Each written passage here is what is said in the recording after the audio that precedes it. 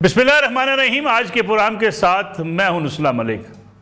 नाज़रीन, 27वीं आइनी तरामीम मंजूर हो गई और उसके बाद हुकूमत ये समझती है कि उसने एक बड़ा मार्का मार लिया है। अपोजिशन तनकीद कर रही है, इसे आइन के खिलाफ करार दे रही है। आइनी अदालत भी बन गई और आइनी अदालत के चीफ जस्टिस अमीनुद्दीन ने हल्फ भी उठा लिया। अब आने वाले दिनों में ये जो बात कही जा रही थी कि जजेस और वकला, जो जजेस ख़ास तौर पर मुस्ताफ़ी हो चुके और वकील मिलकर कोई नई तहरीक चलाएंगे, उस तहरीक में कितना दमखम होगा। अपोजिशन की तनकीद अपनी जगह पर, लेकिन वज़ीर दिफा ख्वाजा मोहम्मद आसिफ जिस तरीके से मुस्ताफ़ी होने वाले जजों के बारे में उन्हें ललकार रहे हैं, उन्हें याद दिला रहे हैं कि माजी में जब इस किस्म के फैसले होते रहे तो उस वक्त आप मुस्ताफ़ी क्यों नहीं हुए। ज़रा सुनिएगा ख्वाजा मोहम्मद आसिफ क्या कह रहे हैं। दो जजेस को जो है इस ऐवान की, इस पार्लियामेंट की पास करदा एक तरमीम जो है आइन में, उसके खिलाफ जो है उनकी गैरत जाग गई। लेकिन जब ये कैंगरू कोर्ट्स बना के, जिनका मैंने बयान किया है, मियां नवाज शरीफ को विक्टिमाइज किया जा रहा था और एक एजेंडा जो है इम्प्लीमेंट किया जा रहा था कि वो हुक्मरान ना रहे और उसको हमेशा हमेशा के लिए सियासत से बाहर कर दिया जाए, उस वक्त किसी की गैरत ना जागी। ये जज जो थे, ये कल वाले जज थे, उस वक्त भी सुप्रीम कोर्ट हाई कोर्ट में बैठे हुए थे। अब वो शायरी भी करते हैं, अब वो जो है सियासी बयानात भी दे रहे हैं। सारे के सारे जो है जो जराइम इन्होंने माजी में किए वो इनकी जो है वो ज़हनों से महव हो गए। और जिस दिन नवाज शरीफ के केस की प्रोसीडिंग्स होती थी, ये अपने घर वालों को भी बुला लेते थे कि देखना आके हमने नवाज शरीफ के साथ क्या करना है। अदलिया का किरदार जो है पाकिस्तान की तारीख में हर मोड़ के ऊपर इतना भयानक और स्याह रहा है कि शायद ही किसी मुल्क में अदलिया का किरदार इतना भयानक रहा हो। यही लोग जो है दहशत गर्दों का भी, दहशत गर्दों के तहफ़्फ़ुज़ देने वाले भी बने हुए हैं। जो लोग सरहद पार से आके हमारे यहाँ पे कत्लो गारत करते हैं, उनके साथ हमदर्दी का इजहार भी यही लोग करते हैं। ये पाकिस्तान के वफादार हैं या दहशत गर्दों के वफादार हैं, आइन के वफादार हैं या एक शख्स के वफादार हैं, ये इनको फैसला करना होगा, नहीं तो तारीख अपने फैसले कर देती है। अल्फाज बड़े सख्त हैं, लेकिन हकीकत यही है कि बाज़ फैसले ऐसे रहे अदलिया के जिस पे बारहा तनकीद की जाती रही। अदलिया में ये भी फैसले होते रहे कि किसी हुकूमत को गिराने के लिए अदलिया आगे बढ़ के अपना किरदार अदा करती रही। इसलिए आज कहा जाता है कि अदलिया के बहुत से फैसले मुतनाज़ फैसले हैं। अगर आज हुकूमत तनकीद कर रही है तो कल माजी में साबका हुकूमत भी ऐसी ही तनकीद किया करती थी। एक बड़ी खबर आज पेशावर से आई कि पेशावर हाई कोर्ट ने तहरीक इंसाफ के जलसों में जिस तरीके से क्रेन इस्तेमाल की जाती थी, जिस तरीके से 1122 की गाड़ियाँ, एम्बुलेंस सर्विस, फायर ब्रिगेड की गाड़ियाँ इस्तेमाल की जाती थी और लोगों को जुलूस में लाने के लिए सरकारी वसाइल इस्तेमाल किए जाते थे, उस पर पाबंदी आयद कर दी है। पेशावर हाई कोर्ट के इस फैसले में लिखा गया कि लॉन्ग मार्च के लिए सरकारी गाड़ियों का इस्तेमाल अवामी एतमाद से गद्दारी है। ये बड़ा फैसला है क्योंकि पाकिस्तान तहरीक इंसाफ पर यह इल्ज़ाम लगता रहा है कि सरकारी वसाइल इस्तेमाल करके वो रुकावटें हटाते हैं और फिर बिल आकर इस्लामाबाद की तरफ यलगार करते हैं। क्या अब तहरीक इंसाफ की खैबर पख्तूनख्वा की हुकूमत सरकारी वसाइल इस्तेमाल नहीं कर पाएगी? ये भी आज के प्रोग्राम का मौजू होगा। मेरे साथ तशरीफ़ रखते हैं मुल्क के सीनियर कानूनदान जनाब हारिस अजमत साहब। हारिस साहब, आपका बहुत शुक्रिया। जबकि लाहौर स्टूडियो में हमारे साथ मौजूद हैं सीनियर कानूनदान मियाँ दाऊद साहब और उनके साथ सीनियर साफ़ी, सीनियर तहरीकार जनाब नजम अली खान साहब। हारिस अजमत साहब, आपको क्या लगता है, अगर हम पेशावर के इस फैसले से आगाज़ करें आज की गुफ्तगू का, क्या तहरीक इंसाफ के लिए अब सरकारी वसाइल इस्तेमाल करना मुश्किल हो जाएगा? क्योंकि अगर हुकूमत रुकावटें खड़ी करती थी तो क्रेन्स के जरिए उन रुकावटों को भी हटा दिया जाता था और फिर जो ऐलान किया जाता था कि हम डी चौक में जाना चाहते हैं, हर हाल में जाएंगे, सरकारी वसाइल इस्तेमाल करते हुए हर हाल में वहाँ पहुँचेंगे, ये फैसला रुकावट बन पाएगा? देखें जी, मैं तो एक स्पेसिफिक लीगल बात करूंगा आपसे कि किसी भी पॉलिटिकल पार्टी को सरकारी वसाइल अपने जाती मामलात के लिए नहीं इस्तेमाल करने चाहिए। ये पब्लिक का पैसा है, टैक्स पेयर का पैसा है, कोई भी पॉलिटिकल पार्टी हो। और अगर कोई पीटीआई या कोई पार्टी अगर इस्तेमाल कर रही थी तो ये बहुत अच्छा फैसला है और उनको खुद से ही नहीं करना चाहिए। और अब तो फैसला भी आ गया है ताकि बिल्कुल सरकारी वसाइल जिन कामों के लिए इस्तेमाल किए गए हैं, जो क्रेन्स जिन कामों के लिए, जो फायर ब्रिगेड जिन कामों के लिए, उन कामों में इस्तेमाल होने चाहिए। तो ये फैसला तो आज से बहुत देर पहले आ जाना चाहिए था, but we welcome this decision and this decision should apply across the board. ये सबके लिए ये फैसला है और बड़ा खुशाइंद फैसला है। and we welcome this decision. लेकिन हारिस साहब, एग्जीक्यूटिव ने इसके ऊपर अमल दरामद करना है। क्या अदलिया के इस फैसले के ऊपर जहां अपनी हुकूमत हो किसी जमात की, वो अमल दरामद करेगी?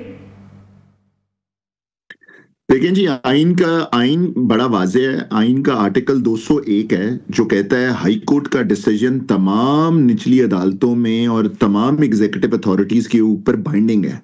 तो ये तो हो ही नहीं सकता कि अगर अदालत एक फैसला दे दे, अनलेस वो फैसला सस्पेंड ना हो जाए या अपील के अंदर सेटिसाइड ना हो जाए, तो उस पर अमल नहीं किया जाएगा। अदरवाइज कंटेम्प्ट की कार्रवाई होगी। हमारे मुल्क में अगर हम या किसी भी मुहज़्ज़ब माशरे में अगर अदलिया के जो भी फैसले, राइट और wrong, you have a right of appeal, there is, इस पे तो कोई दो राय नहीं है कि इस फैसले का अमल हर हालत में करना पड़ेगा और हर पार्टी को, हर हुकूमत को, हर सूबाई हुकूमत को अदलिया के तमाम फैसलों को मानना पड़ेगा। अदरवाइज तो सिस्टम ही कोलैप्स हो जाएगा। हमारा तो सिस्टम ही, सारा आइन ही बेस्ड इस बात पे है कि जब अदालत फैसला करेगी उस फैसले को मानना पड़ेगा। इस पे कोई दो राय नहीं है। मियां दाऊद साहब, अदालती फैसले हुए, आपको याद होगा, मार रोड पर जुलूस नहीं निकलेंगे, मार रोड पर जुलूस भी निकलते रहे। फिर ये भी कहा जाता रहा कि सरकारी वसाइल इस्तेमाल नहीं होंगे, इलेक्शंस में इस्तेमाल नहीं होंगे। हम देखते हैं वहाँ भी इस्तेमाल किए जाते हैं। अदालती फैसले खुद अपना मजाक बनते रहे कंटेम्प्ट ना लगाने पर या उसके ऊपर एक्शन ना लेने की वजह से। ये बिल्कुल दुरुस्त है कि अगर अदालत ने एक फ़ैसला दिया है तो उसको इम्प्लीमेंट करवाना भी उसी अदालत की ज़िम्मेदारी है।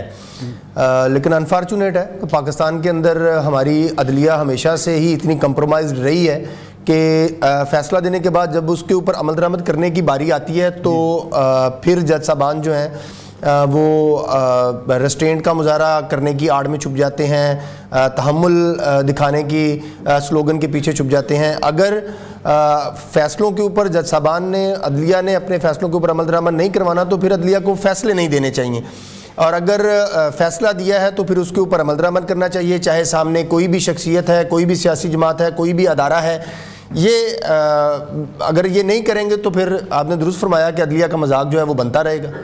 लेकिन जिस तरीके से सरकारी वसाइल हमने इस्तेमाल होते देखे हैं, सब सियासी जमातों ने कहीं ना कहीं किए होंगे, लेकिन खैबर पख्तूनख्वा के बारे में अमूमी तौर पर यह कहा जाता है कि वो तो तय करके आते हैं कि जनाब अपने सारा लाओ लश्कर साथ लेकर आएंगे। मलिक साहब, अगर पाकिस्तान के अंदर कानून की सही बुनियाद के ऊपर अमलदारी हो जाए तो ये पहले दिन ही घर से ना निकलते। बदकिस्मती तो ये है कि हमारी जो फेडरल गवर्नमेंट है वो तहम्मुल का मुजाहरा करते करते करते करते यहाँ तक आई। अगर वजारत दाखिला जो है वो तहम्मुल का मुजाहरा ना करती तो ये कभी भी दाखिल ना हो पाते। अगर वजारत दाखिला अपना इख्तियार इस्तेमाल करती तो IG खैबर पख्तूनख्वा जो वो कभी अपनी वसाइल जो है वो इस्तेमाल ना कर यहाँ तक ना आने देते। अगर फेडरल गवर्नमेंट अपने इख्तियारात का सही इस्तेमाल करती तो चीफ सेक्रेटरी खैबर पख्तूनख्वा जो है वो इतनी जुर्रत ना करते कि वो सरकारी मशीनरी को इजाज़त देते कि वो वहाँ पर जाएंगे। तो बुनियादी तौर के ऊपर जब कानून मौजूद है, आइन मौजूद है, हुकूमतें मौजूद हैं, कंप्रोमाइज़ होते हैं, वो कंप्रोमाइज़ कर जाती हैं। लेकिन वली साहब, कंप्रोमाइज़ अगर होते रहेंगे, देखिए दुनिया भर में ये होता है कि अगर आपको एक जगह दे दी जाती है कि इससे आगे आप नहीं आएंगे, कोई सियासी जमात उस लाइन को क्रॉस नहीं करती। हमारे यहाँ तो ये है कि जी मैंने चैलेंज कर दिया, मैंने आना ही आना है डी चौक में, मैं चैलेंज कर रहा हूँ जी, मैं अमेरिकन एम्बेसी के सामने जाऊँगा और मुझे कोई रोक के दिखाए। मरसा, बदकिस्मती ये है कि हम बुनियादी इंसानी हकूक़ की आड़ में और इवन हमारा अदालती निज़ाम उन लोगों को रास्ते देता रहा, उन लोगों को तोहफ़्फ़ देता रहा जो आइन की खिलाफ वर्जी करते रहे, कानून की खिलाफ वर्जी करते रहे। तो फिर इस किस्म के फ़ैसले जो हैं अब जो आए हैं, यानी कि आप इस फैसले से पहले देखें, मैं और आप कभी कह सकते हैं कि सरकारी वसाइल का इस्तेमाल जो है वो सियासी जलसों के लिए होना चाहिए, सियासी जमातों के लिए होना चाहिए। आज के फ़ैसले में देखिए, पेशावर हाई कोर्ट ने बाकायदा तौर पर ये लिखा कि पेशावर की और खैबर पख्तूनख्वा की गाड़ियाँ इस वक्त भी वफाक के इस्लामाबाद के कब्ज़े में हैं, क्योंकि उस वक्त वो इस्तेमाल की गई। तो मैं तो इसको एक और तरह से देख रहा हूँ। बहुत पाकिस्तान तहरीक इंसाफ ये समझती थी कि वो जनाब सुहेल अफरीदी को लेकर आ गए हैं और सुहेल अफरीदी जाएगा और एक इतना बड़ा जुलूस और इतना बड़ा कारवान लेके जाएगा और जिसके पास पता नहीं क्या क्या चीज़ें होंगी और वो जाकर अडयाले से इमरान खान साहब को रिहा करवा लेंगे। उनका ये ख्याल था, यानी कि अली अमीन गंडापुर जो नहीं कर सका वो सारा कुछ सुहेल अफरीदी करेगा। लेकिन आप ये देख लीजिए कि अली अमीन गंडापुर अगर सरकारी मशीनरी सारी की सारी इस्तेमाल करने के बावजूद और पुलिस और उनके एहलकार, पुलिस की गाड़ियाँ, पुलिस का असला, खैबर पख्तूनख्वा की पुलिस के एहलकारों की बात कर रहा हूँ, बल्दिया के मुलाजमीन, टीचर्स, उनको इस्तेमाल करके कुछ नहीं कर सका और 26 नवंबर को उन्हें भागना पड़ा। तो फिर आप देखिए कि सुहेल आफरीदी से जो इनकी उम्मीदें हैं वो किस तरह पूरी होंगी। बड़े धूमधाम के साथ, बड़े दावों के साथ लेकर आए थे, कर पाएंगे। लॉन्ग मार्च 26 की एक बात अभी भी की जा रही है कि 26 नवंबर को कुछ करना चाह रहे हैं, अभी तक कोई फाइनल नहीं है। लॉन्ग मार्च हो ही नहीं सकेगा अगर इसमें सरकारी मशीनरी नहीं होगी, अगर इसमें कोई सरकारी मुलाजमीन नहीं होंगे, अगर इसमें, और इस वक्त तो मौजूदा इस फैसले के बाद तो आप ये देखिए कि प्रैक्टिकली वज़ीर आला खैबर पख्तूनख्वा जो कि इमरान खान को रिहा करवाने के लिए आए थे कि अली अमीन गंडापुर नहीं करवा सके, अब सूरत हाल ये है कि वो तो अभी तक मुलाकात नहीं कर सके, अडियाला के दरवाजे से सर झुकाकर अंदर नहीं घुस सके। मुलाकात ना होने देना, देखें ये प्रैक्टिकल सी बात है। जिस तरह की भड़कें लगाकर आए थे, आइन और कानून की बात करें तो हर शख्स को हक हासिल है, मामला अदालत में, अदालत फैसला करेगी इसका, जो कर चुके हैं मजीद इस पर फैसला कर देंगे। लेकिन मसला सिर्फ एक इसमें फिक्रा ये कहना है कि आप जो भड़कें लगाकर आए थे और आप जो ब्लंग दो बांग दावे करके आए थे कि आप इमरान खान को रिहा करवाएंगे, आप तो मुलाकात नहीं कर पा रहे, रिहा क्या करवाएंगे? आप कुछ कहना चाहिए? कंप्रोमाइज की मैं एक आपको रीसेंट मिसाल दूं, सुहेल अफरीदी साहब ने कितना मुतनाज़ा बयान दिया मस्जिदों के अंदर कुत्ते बांधने का, उसके ऊपर FIA ने मुकदमा दर्ज कर लिया, तो फिर वो अडियाला जेल से उनको गिरफ्तार क्यों नहीं किया गया? या तो आप मुकदमा दर्ज करके वफाकी हुकूमत अपना मजाक ना बनवाए, और अगर मुकदमे दर्ज कर दें तो फिर उसको गिरफ्तार करें, अब वो मुलजम है। आप रोज अदालतों से वारंट जारी हो, सियासी मुखालफत करा देंगे ना, तो फिर मुकदमा दर्ज किया जा रहा है, फिर मुकदमा ना दर्ज करें, फिर सुहेल अफरीदी राइट पे है। चलो मैं एक ब्रेक ले लूं, ब्रेक से वापस आते हैं तो बात करेंगे क्या 27वीं आईनी तरामीम की मंजूर होने के बाद अब मामला स्मूथ हो जाएंगे या 2 जजेस के इस्तीफे मजीद कई इस्तीफों का बायस भी बन सकते हैं, इस पर बात करेंगे ब्रेक के बाद। प्रोग्राम में एक बार फिर खुश आमदीद। हारिस अजमत साहब ये बताइएगा कि आर्मी एक्ट भी, फजाइया एक्ट भी और बैरिया एक्ट में भी तरामीम हो गई, इस लिहाज से आप समझते हैं कि चीज़ें अब स्मूथ हो जाएंगी? क्योंकि एक तरफ हमने देखा कि 27वीं तरमीम मंजूर हुई, 2 इस्तीफे आ गए और ये भी कहा जाने लगा कि अदलिया में अब जो है वकला तहरीक चलाएंगे। क्या तहरीक भी चलने के इम्कान नज़र आता है आपको? और फिर अगर आप इस वक्त चेन ऑफ कमांड की बात करें तो अगर आर्मी के लिहाज से, मुल्की दिफा के लिहाज से, सिक्योरिटी के लिहाज से आप समझते हैं ये तरामीम मुल्की सिक्योरिटी के लिए बेहतर साबित होंगी? जी 2 सवाल है, मैं 2 बातें कर देता हूं जी। एक तो आईनी तरमीम में आइन के अंदर खुद लिखा हुआ है आर्टिकल 239 के अंदर, जो 1973 का ओरिजिनल कॉन्स्टिट्यूशन था, वो शिक आज तक मौजूद है कि पार्लियामेंट 2/3 अक्सरियत से जो क्लॉज चाहे वो तब्दील कर सकती है, जो चेंजेस लाना चाहे ला सकती है। ये सेलिएंट फीचर वाली डॉक्ट्राइन कहीं आइन के अंदर नहीं लिखी हुई, पार्लियामेंट ने ये लॉ पास कर दिया, this is now the constitution. अब हम सब पे फर्ज है कि हम इस कॉन्स्टिट्यूशन को माने और फॉलो करें। जो लोग कहते हैं कि जी हम तहरीक चलाएंगे, वो मावरा आइन कदम होगा मेरी ओपिनियन के अंदर, और बिल्कुल नहीं चलानी चाहिए। पार्लियामेंट की 2/3 अक्सरियत ने कर दिया, that is the will of the people have spoken. या तो आप अदालत में जाके चैलेंज करें, और अगर अदालत में भी चैलेंज करने जाएंगे तो मेरी नजर में 2015 का रावलपिंडी बार का जजमेंट गलत है सुप्रीम कोर्ट का, in my opinion, because article 239 sub clause 5 कहता है कोई आईनी तरमीम किसी अदालत में चैलेंज नहीं हो सकती। उस पर जस्टिस नासरुल मुल्क, जस्टिस साकिब निसार की डिसेंटिंग ओपिनियन है इसी बात पे कि ये गलत कर रही है सुप्रीम कोर्ट। साकिब निसार साहब ने तो बल्कि उसमें कहा कि neither the constitution begin with the जजेस nor it will and with the जजेस। तो मेरा ख्याल है ना कोई मूवमेंट, आज मैं पूरा दिन हाई कोर्ट में था, मुझे नहीं लग रहा कि कोई मूवमेंट चलेगी, और अगर चलेगी भी तो सक्सेसफुल होगी, और अगर कोई चलेगी तो एक अनफॉर्चुनेट बात है। दूसरी बात आपने की कि जो आर्टिकल 243 में तरमीम की है, देखें जी ये एक तरमीम जो की गई है, अभी हमने आपको पता है इंडिया को जो हमारे से 4-5 गुना बड़ा मुल्क है, 80,000 बिलियन डॉलर से, 80 बिलियन डॉलर से ऊपर उसकी डिफेंस बजट है, उसको हमारी अफवाज ने हराया। जब हमारे आर्म्ड फोर्सेस ने हराया तो ये बात पता लगी कि मजीद बेहतर इंप्रूवमेंट लाने के लिए chain of command should be in 1 person. तो वो अगर पार्लियामेंट ने ये बात अफवाज की और टेक्निकल एक्सपर्टीज की मानी है, और इसके ऊपर एनालिसिस होके, रिसर्च होके ये एक आर्टिकल के अंदर अमेंडमेंट लाई गई है जिससे हमारा मुल्क जो है वो स्ट्रांग होता है। अगर कोई भी ऐसी अमेंडमेंट जो हमारे मुल्क को और पाकिस्तान की सॉवरेनिटी पे आंच आएगी और हमारा मुल्क जिससे स्ट्रांग होगा, मेरी जाती राय में इसको पब्लिक डिस्कोर्स का हिस्सा बनाना ही नहीं चाहिए। तमाम पाकिस्तानी एक बात पे एग्री करते हैं कि जी हमारा मुल्क स्ट्रांग होना चाहिए, ईस्ट वेस्ट दोनों साइड से हमारे इस टाइम बॉर्डर्स के ऊपर कशीदगी है, और उसके बाद एक थर्ड तरह का आजकल ऑनलाइन और साइबर वॉरफेयर आ गया है। So our armed forces are fighting it in on all fronts. जहां पे हमारे जो फील्ड मार्शल हैं, he has been now respected as a leader कि इतनी एक रिलेटिवली छोटी आर्मी से इतनी बड़ी सुपर पावर को आपने हराया है। So there are now studies going on the way our army has conducted and our armed forces leadership has led in this war.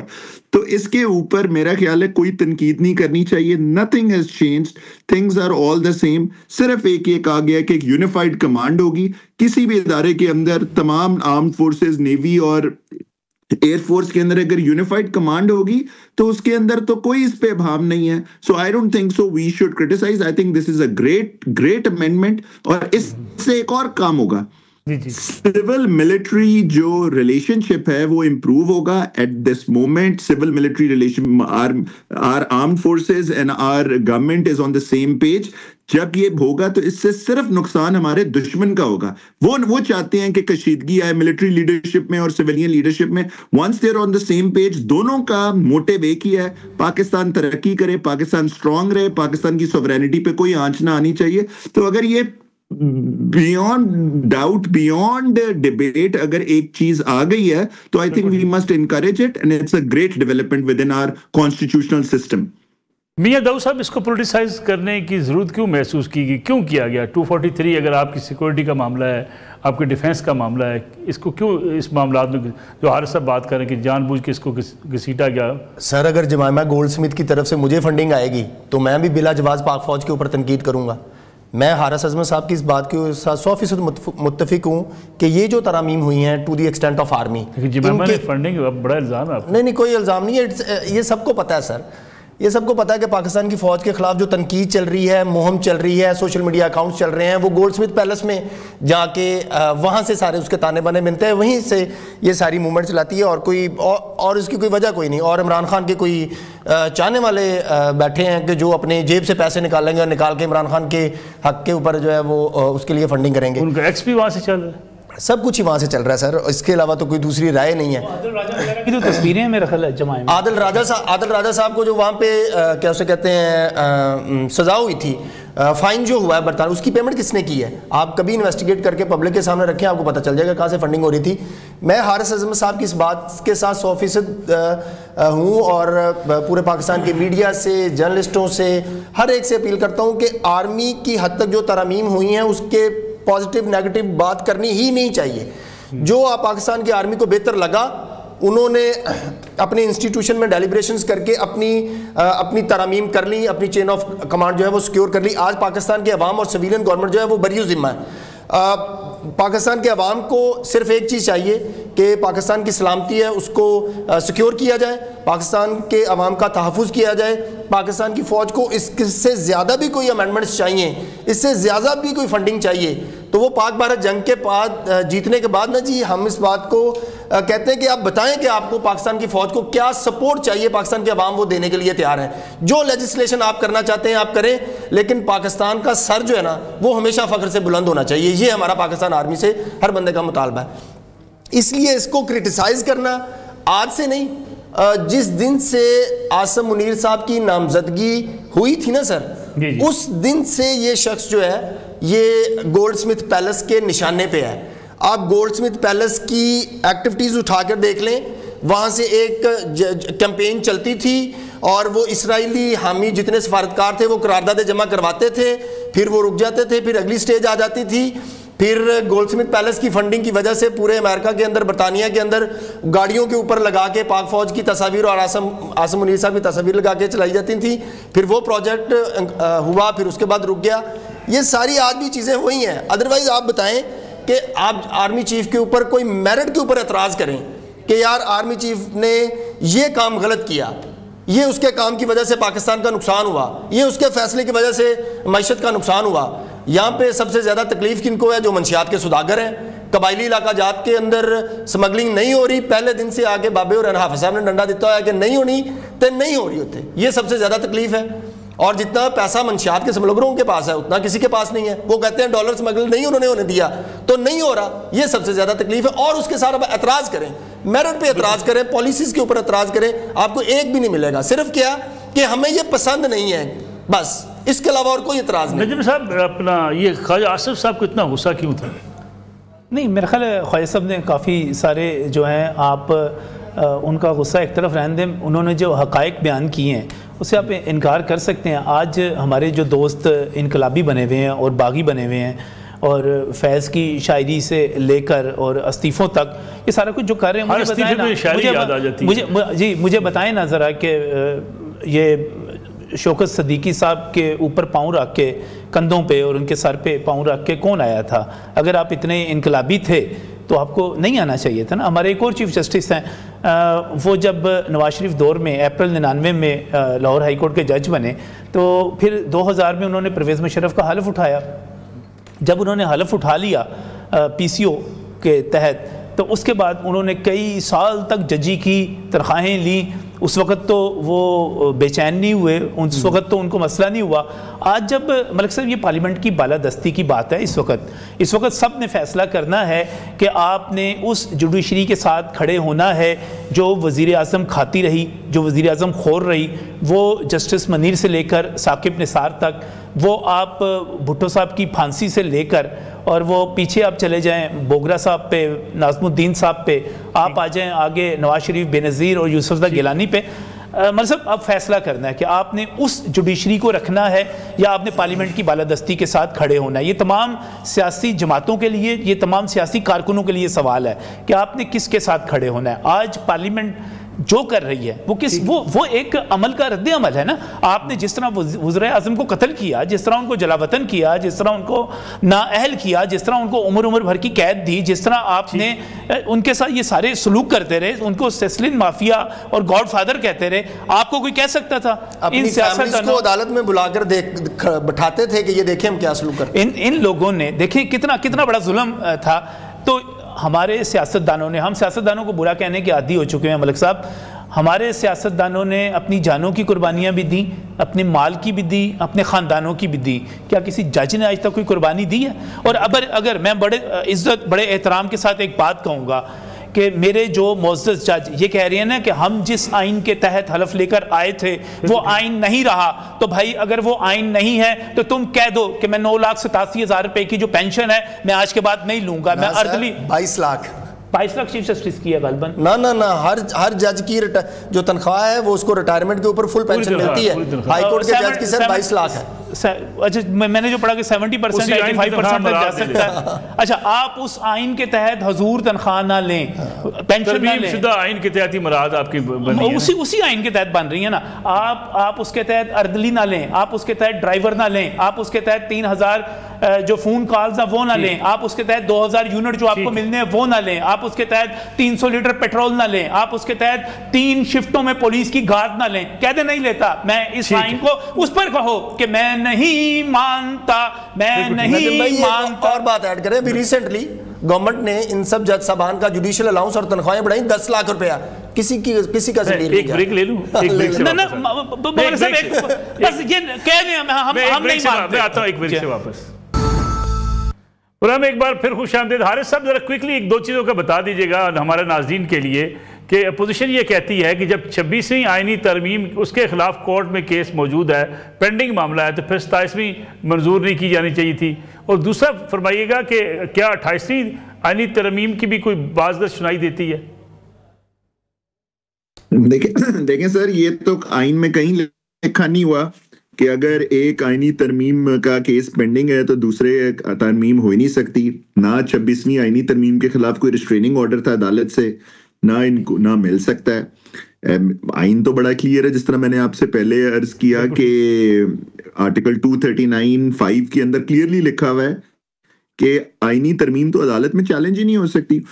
तो इस पे कोई ऐसी कतगन नहीं है। अब 28वीं तरमीम में देखें, 26वीं तरमीम पहली दफा बहुत अरसे बाद एक जुडिशल रिफॉर्म्स लेकर आया।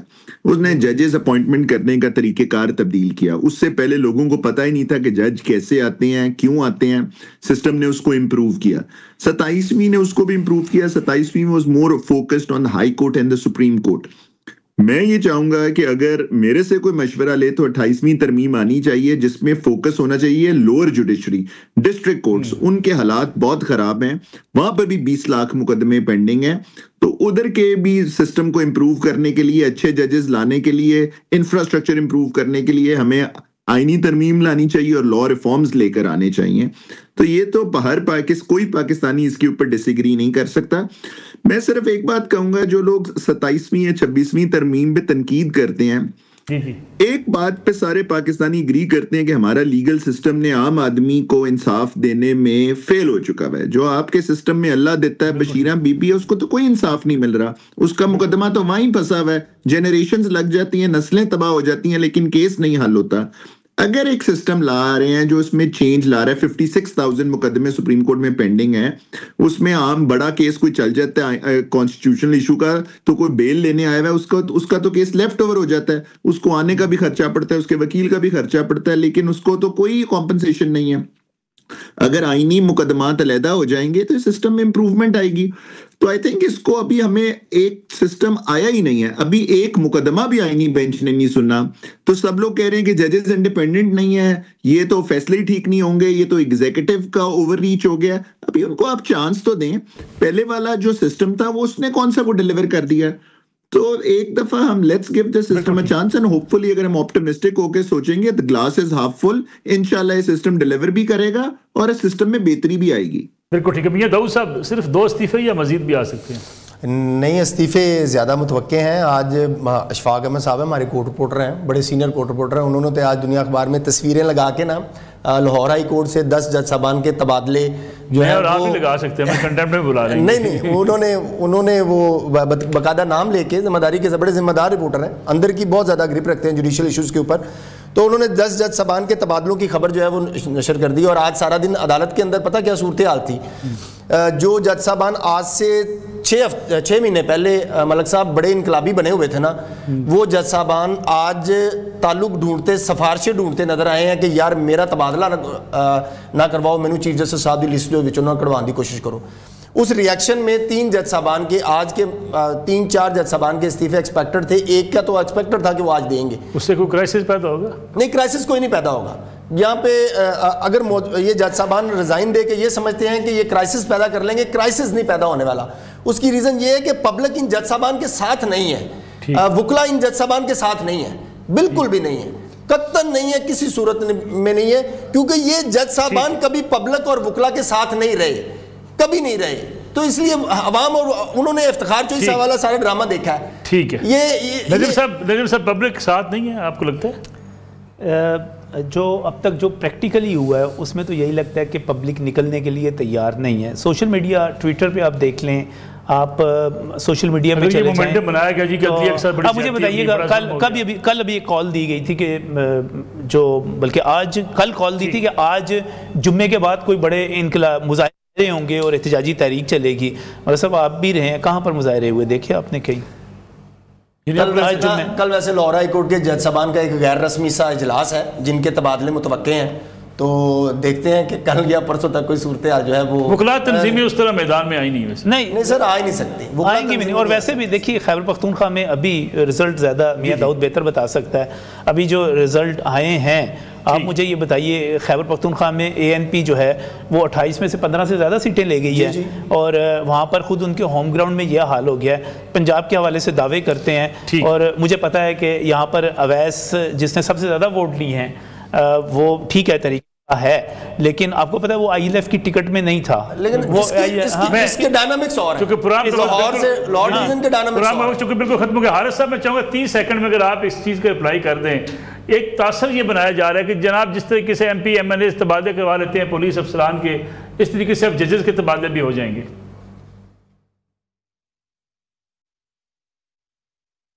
सर ये ऐसे नहीं है, there is a complete and very complicated process जिसके अंदर 2 फेडरल कॉन्स्टिट्यूशनल कोर्ट के भी चीफ जस्टिस हैं, जिसके अंदर सुप्रीम कोर्ट के भी चीफ जस्टिस हैं, जिसके अंदर इन 2 सूबों में तबादले होंगे, उन दोनों जजेस और जुडिशियल कमीशन है, गवर्नमेंट के मेंबर्स भी हैं, सिविल सोसाइटी भी, सब समझते हैं कि लेट्स से एक जज की कराची में नहीं लाहौर में ज्यादा जरूरत है इस तरह की एक्सपर्टीज की एक थोड़े अरसे के लिए, तो क्यों नहीं हो सकता आप जब साइन अप करते हैं एक रिस्पॉन्सिबिलिटी को, तो वो एक कॉन्स्टिट्यूशनल रिस्पॉन्सिबिलिटी है जिसके लिए you are paid handsomely, one of the highest paid officers in the government sector में। अगर आप कह लें गवर्नमेंट सेक्टर के एम्प्लॉइज तो टेक्निकली नहीं है, बट इतनी ज्यादा तनख्वाहें किसी और पब्लिक सेक्टर के अंदर नहीं है, तो इसमें कोई ऐसा इबाम नहीं है। There are lots of checks and loopholes, और फिर भी अगर कोई जज कहे कि मेरे साथ ज्यादती हुई है, तो his case will go to the Supreme Judicial Council where he will have an explanation to explain कि जी इन वजूहात की वजह से मुझे भेजा जा रहा है, इसको कैंसिल कर दें आप, तो वो हो सकता है। तो it's a complete due process. तो ये ऐसे नहीं होगा कि कल ही सबको उठा के भेज दिया जाएगा, तो ये देख के नीड बेस्ड होगा इफ एट ऑल जरूरत पड़े। बिल्कुल ठीक है। हारिस अजमत साहब, मियां दाऊद साहब, नजम अली खान साहब, तीनों मेहमानों का बहुत शुक्रिया। कि अगर बाबर सत्तार साहब की बलूचिस्तान में ज़रूरत है उन जैसे काबिल जज की, तो आप भेजने क्यों नहीं भेजना चाहते? नजम साहब बहुत शुक्रिया, चूँकि प्रोग्राम का वक्त खत्म हो गया। इंशाल्लाह नाज़रीन कल आपकी खिदमत में दोबारा हाजिर होंगे। इजाज़त दीजिए, अल्लाह हाफिज़।